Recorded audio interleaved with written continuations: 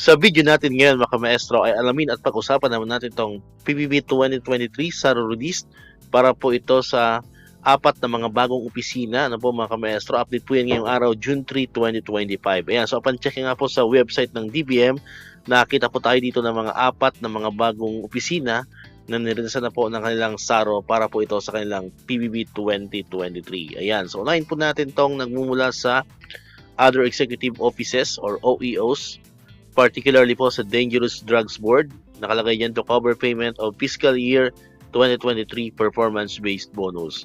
Pangalawa naman po ay nagmumula sa State Universities and Colleges or SUCs, particularly po sa Bohol Island State University. Nakalagay dyan to cover funding requirement for the payment of fiscal year 2023 performance-based bonus of 495 employees.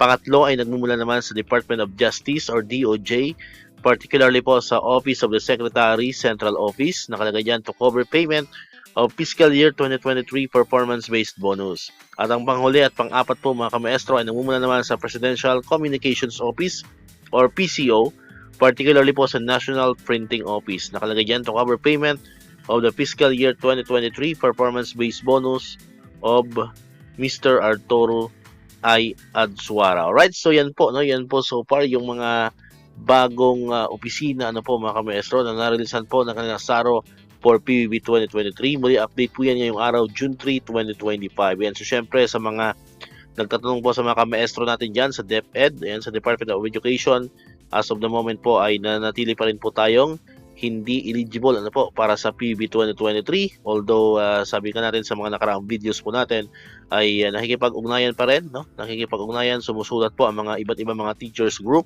sa DBM ano po para nga po sa reconsideration po ng ating eligibility for PBB 2023. But as of now, tayo po ay nanatili pong hindi eligible.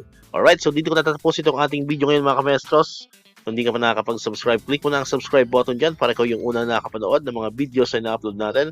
Katulad dito, yung mga updates pa rin about sa PBB 2023 and other bonuses ng mga teachers and government employees. And syempre, click mo na rin ang notification bell button para ma-notify ka, always updated ka pag may mga bago tayong uploaded na videos. So muli, maraming salamat sa inyong panonood at pakikinig.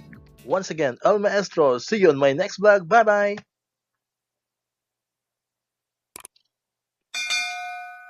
1, 2